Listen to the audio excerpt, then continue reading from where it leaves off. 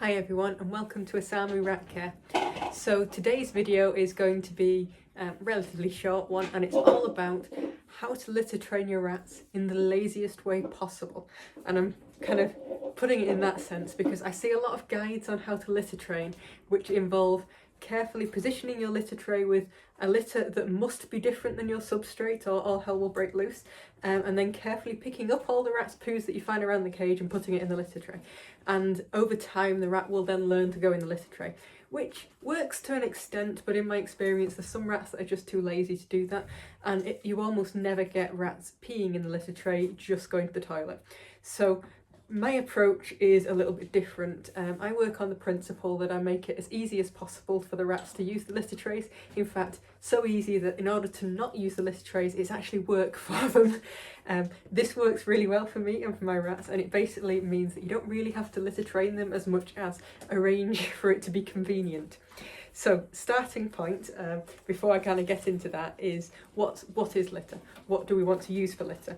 Now, litter is much the same as substrate, and I did all the waffle on the substrate series in that it's there to absorb urine and kind of dry out feces, droppings, etc.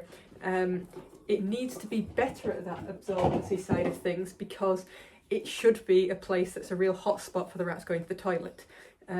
So it needs to be very absorbent, generally speaking, but it also needs to be something that is kind of like you're not covering the entire cage with, because you don't really want to. You want the rats to go in certain places, so it's quite easy to stay on top of and keep clean. So the litter that I use is this stuff, which is, let's get a handful so you can have a closer look.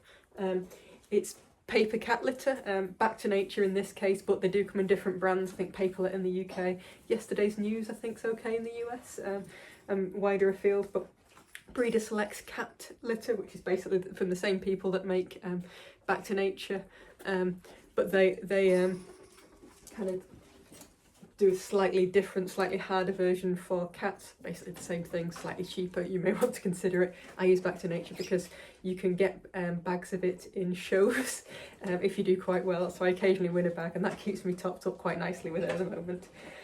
Right, so that's kind of what litter to use. What litter not to use, so I would avoid anything that's a wood-based litter, so that they're kind of like effectively compacted sawdust, and what happens is when they get wet they break down and turn into that sawdust, and then you've got quite a large surface area. If remember I spoke about the shavings in terms of phenols and such, suddenly it matters a lot more when you've got sawdust versus a big shaving. I could go into the science behind that, but you'd probably be bored. But effectively, it does also become quite dusty, so it's one to avoid. Other things to avoid is anything clay-based, and that's because rats, like actually quite a lot of other small mammals, practice pica. Pica is when their stomach's feeling a bit off or they're feeling a bit odd, so they eat something that's very bland and safe, and that is quite often their litter or their substrate or a piece of cardboard or basically anything you don't expect them to want to eat. So that's kind of like something that they regularly do, and they do it for a reason. So you don't want anything that'll get into their stomach and sit and potentially kind of clag them up. So you do have to be careful with that. They also practice, and I'm not sure I'm going to pronounce this right, choreography, something like that. Basically eating their own droppings, and they do that to recover nutrition. And it's actually a good thing for them to do. So if they eat something that's quite fibrous, they might not be able to digest it fully. It's a perfectly good thing for them to eat that dropping again, get more nutrition from it, and that's kind of fine and done.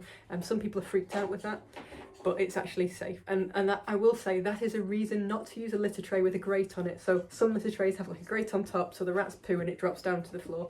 That is bad because it basically means not only can they not stir the litter up, so the act of them walking around it and kind of moving the litter helps circulate it and helps kind of absorb more kind of smells and urine and such from it.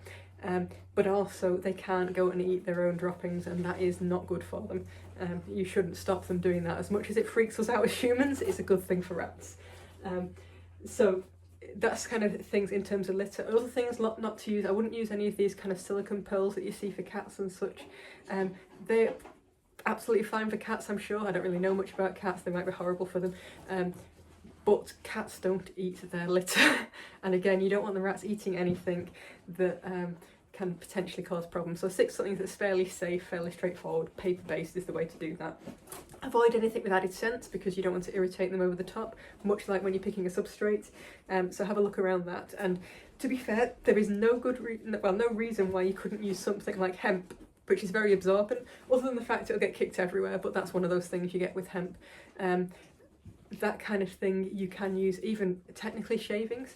I find something fine works quite well in a litter tray because that's like helped. They're about the pellets we're getting here are about the same size as a dropping, so actually it circulates quite well like that.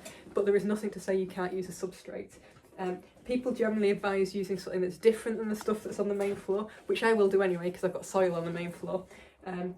But it's not something that is kind of set in stone. That's just to help them differentiate where you want them to poo and pee. And for me, I don't care if they decide to go to the toilet on their substrate. That is absolutely fine with me because you know what, I've picked the substrate to be absorbent too. I do prefer if they use the litter tray in general, and actually they generally do because of my lazy litter training approach. But it's also one that if a few droppings and a kind of occasional like urination goes onto the main substrate, that's fine because I've picked it to be able to cope with that. I'm not going to get hung up on it. It's one of the things that people, when using fleece, get more worried about, and it's one of the reasons why I don't like the fleece, because it doesn't make a good kind of absorbent layer. But that's where you kind of like, when you're picking your litter, just bear that one in mind. Right, so you know what litter you're going to have. Now, how do you go about litter training? So litter training is basically a case of cage setup. So rats range from kind of much like humans, very lazy to not very lazy. But I would say the majority of rats, when it comes to their toileting habits, are around the lazy mark. They might not be ridiculously lazy. I've had some particularly lazy rats in the past, but they are generally. They don't understand that they should walk all the way over there to that toilet when they're sleepy and warm and just want to kind of pee. So what you've got to do for them is make it as easy as possible. So first thing to do is think about where your rats sleep, where they like to spend the majority of their time, because that's typically, they'll wake up, they want to go to the toilet, much like us, so you've got to make it easy for them. So with my rats, they like to sleep up in this hammock up here. That's one of their favourite places. They also like to sleep in this hammock down here. There's a bit nesting box up there, but generally it's relatively high up in the cage. So when I'm thinking about where to put litter trays, I have to make sure that it's easy for them. So their favourite sleeping place is almost always up here, which is why the litter tray is directly underneath it. This means that when they need the toilet, all they have to do is roll out of the kind of hammock, pee, poo, hop back in again, or go off for a wander and have a drink, etc. That is essentially the secret to it. Don't have it on just one level either. I do have another litter tray down here. Interestingly, it's kind of like a way for them to get to from this hammock. If they don't want to go up above, they basically just drop off here, roll down here, and then they're in the litter tray. Nice and easy again. Different levels of the cage, so that they can go to the toilet easily at the top of the cage, at the middle of the cage, and actually if they want to go to the loo in the soil at the bottom, that's fine with me too. So that's the kind of thing, covering lots of areas. So when you're thinking about actually a litter tray, it's quite tempting to go for some of these like little enclosed potty type things or corner ones, etc. What I find works best is you want something with a decent lip. I will say this is really too shallow. I just use them because they came with a cage and they're a convenient size. In an ideal world, I'd want something about kind of like 10 centimetres deep, that kind of thing, for an ideal litter tray. And that would kind of hold the litter in a bit, and they do like to shuffle around it. And if I'm honest, I scatter feed in the trays as well as along the floor, so that gives them kind of more things to kind of forage through as well, because they do kick out a bit of crap when they're doing that. What I've done as a compromise to the fact this tray is quite shallow is I have these kick things which are about 10 centimetres. They don't cover the front, so some does get kicked out in there, but they cover around the other sides quite well, and that's my kind of compromise version. So you want a kind of deepish tray. I would say give it a decent amount of surface area. So one of the classic mistakes people make when they're setting up a cage is to have lots and lots of flat plastic or mesh or something surfaces, shelves around there to give the rats more running space, which you can understand. What I choose to do instead is don't have the shelves. Any shelf that is in this cage is a litter tray, and that's it. So I'm giving them the active layout. I'm giving them some surface to move around on. I'm also making that a litter tray. That means when they roll out of bed, they don't go to the nearest flat surface and pee, because actually all rats love peeing on a flat surface. I mentioned it in my How to Improve the Rat Smell video, but it is definitely something that you see in kind of the litter training aspect of things as well. So don't give them an alternative. So anything in this cage that they could kind of go to the toilet on is either a hammock, which to be fair, Girls are generally slightly better at this than boys, but even boys, they don't particularly like having a soggy hammock. It's not nice for them to sleep in, so if there's a really quick alternative, they'll take it. Not every rat will, I mean, you get some kind of idiots in any cage, and I'm sure the other rats are quite annoyed by them. But generally rats, if you give them an easy option, will take it. They are clean animals ultimately. Might not always feel like it, but they genuinely are. But yes, so try replacing any flat surface, like keep your perches quite small. So like I use these kind of things up there. They're not the kind of thing that a rat will sit and go to the loo on. They might sit and wash on them, but they're not really kind of comfortable enough for them to get into that position that they make where they're face of concentration when they're pooing. And so they don't have that kind of place to stop and go to the loo. The only places they've got are the 2 litter trays I've got in the cage and the floor, which surprisingly enough I'm happy for them to use. And that's really the secret of lazy litter training. Don't worry too much about making it perfect. Don't bother with pea stones, etc. I'll be honest, I tried pea stones once. The stones did work. They did pee on the stones. They peed on the stones, not in the litter tray. The stones stank. So then I would have to boil the stones every single time. It's like, this is more stress that I really don't need. And actually, I don't need pea stones in here. They just go to the toilet in the litter trays because that's the easiest option for them. So, total secret, don't stress about litter training, just make it bloody easy for them. And don't pick any kind of, pick a good litter, don't pick anything that's kind of got a kind of too small an area. You don't want to put them in like a tiny ice cream tub. They're decent sized animals, they want to be able to move around a little bit. If you're struggling, you can always make them a shelter to hide under, but really mine like to pee in the open, don't you? You're not shy. But yes, so kind of make that option for them. I can't think there's anything else I can add to this. It is really fairly straightforward. That's why it's lazy. You don't need to train them, they train themselves.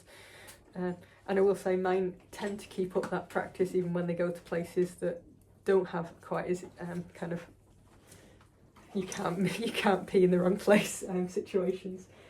But yeah, so give it a go and hopefully you'll find, much like mine, that the rats sort themselves out, and actually then, like the way my setup works, I'll clean out probably about once a month, but actually the litter trays need it slightly more often, and that works quite well because all it means is when I notice them starting to get a decent build up, they start to break down slightly when they get kind of wet, which is why it's okay in the paper stuff, but you want to avoid the wood shavings one. But so if you kind of just, when you see that happening, when you see there's quite a few poos in there, scoop it out. If you smell it, that's another good trick. Just scoop it out, change it, put fresh in, and actually check your hammocks at the same time, and then you've got like a kind of intermittent clean out. And I find I have to do that probably every couple of weeks with this lot because there's quite a few in the cage.